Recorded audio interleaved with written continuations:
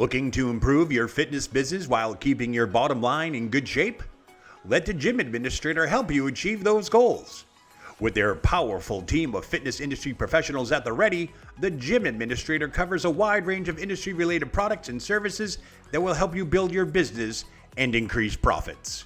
The Gym Administrator works with reliable industry suppliers and vendors that place a heavy emphasis on service, just the way you remember it.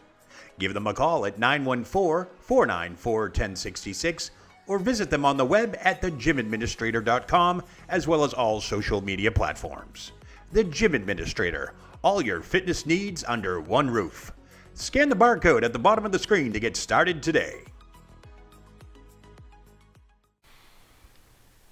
The Monty and the Pharaoh Show is brought to you by... Because wine is your second favorite four-letter word. California wine, New York attitude. Good fucking wine. Yeah. Tough one, right? You and the great Mike Graham, who unfortunately took his own life. You guys were in WCW, and you guys were part of that machine that almost took Vince McMahon down. Mm-hmm. Eric Bischoff worked for you and your father. He ends up being the head of WCW. What's the heat between you and Eric? Why the problem? I guess he's got a problem. Well, here's the deal. We were having a tough time in the AWA, and Vince was hammering on us. You know, he took all the talent, and it was just getting out of hand. And one day, Bischoff came to me and he said, you know, can you help me get into WCW? And, you know, and I was just I was down there working with Bill Watts at the time. And so I made a call down there and got him in there and told Bill, hey, he's an announcer. You know, he's real green. Got him down there. So then I'm down there with Bill. And one day, Bill calls me in the office. He says, we're having a little booking meeting. And there was, I don't know, 4 or 5 of us there, and Mike was there. And he said, he came in, he was late coming. He said, sorry, I'm late. They got this thing, an executive producer for the TV show.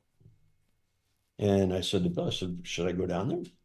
He said, no, they got Tony Schiavone down there, Joe Pedicino, some other guy, and Bischoff. You know, it's not a big deal. So we did all our booking. We go to the next day, Mike and I have to drive to South Carolina. We're there, we're finishing up the show. Bill pulls in and he walks in and he says, well, guys, you got a new boss. I got fired. Eric Bischoff's your boss.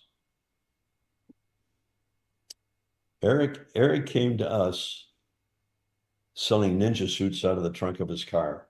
And he was trying to get it to do a commercial in our TV show. Vince had just stole our last announcer on Friday, and this was a Friday. The kid didn't show up, so we're going to do our interviews on Monday. So Mike Shields, one of our producers, said, I think I can take this kid and make him an announcer for us. So he worked all weekend with Bischoff, and that's how I became an announcer.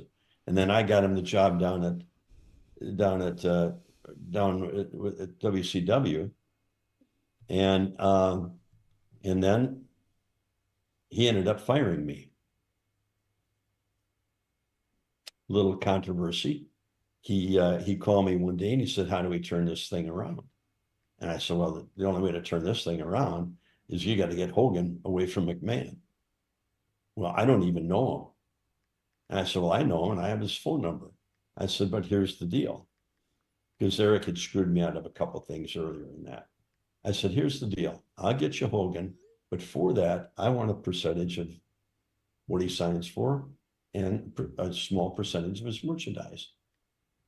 Okay, I'll get that for you. I'll go to Bill Shaw. I said, get me the contract and I'll get you Hogan. So I called Hogan, told him what was going on.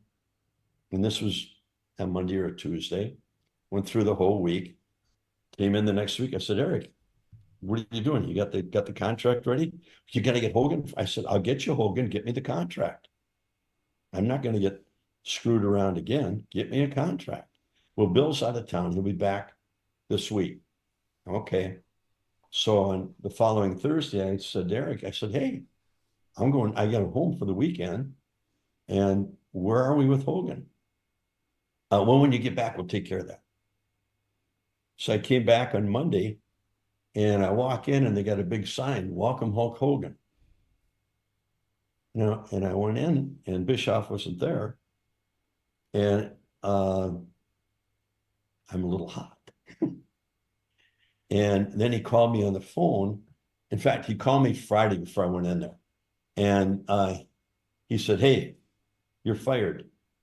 And I said, "Fired for what?" "You know what?" And he hung up on me. So I told my wife, I said, "When I go in there Monday, I may not come back, because I'm going to throw him right through that window on the 14th floor." And that's when I walked in there and saw the Hogan sign. And then he didn't show up for about 2 or 3 days. And I finally went home, and that's the way it went. So if there's hard feelings for Eric Bischoff, that's what they are. Unreal. And that's He- the true story. He's a worm. Yeah, he really is. Sounds like a worm. Now he goes around doing seminars and stuff. I mean, this guy, my dad always said, if you can't say something nice about somebody, don't say anything at all. Well, the whole point, Greg, I don't think Mike or yourself get enough credit for what honestly, Vince has been the king of this sport for a very long time. And if it wasn't for you two guys, you don't even get to the NWO. It doesn't even happen. No. And it's a little bit disappointing that people won't, even at this point, he won't give you your flowers. Well, it's my dad worked really close with Bill Watts, Eddie Graham. Those are two guys he really counted on. And with Fritz, they traded talent, and Stu Hart. And, those are the guys with the foundation of professional wrestling. They're the guys that train more wrestlers than anybody in the country. Vern had trained 144 wrestlers over the years, and only maybe 3% didn't make it to main event stature. Amazing from stat. Open Anderson. That's amazing Blackjack Langley, Blackjack Mulligan. Wow. Dale Lewis. God, just the list goes on and on and on. And all big names, and they all made it big. And then he would trade talent with Eddie, and Eddie would trade with the Crockett's. And Eddie was training a ton of people down there, and they had the same philosophy, and Mike and I had it. And that philosophy always worked in wrestling. WWE has done a phenomenal job. I don't take anything away from them. I think the direction they're going right now with Triple H and The Rock in there, that nobody can touch them.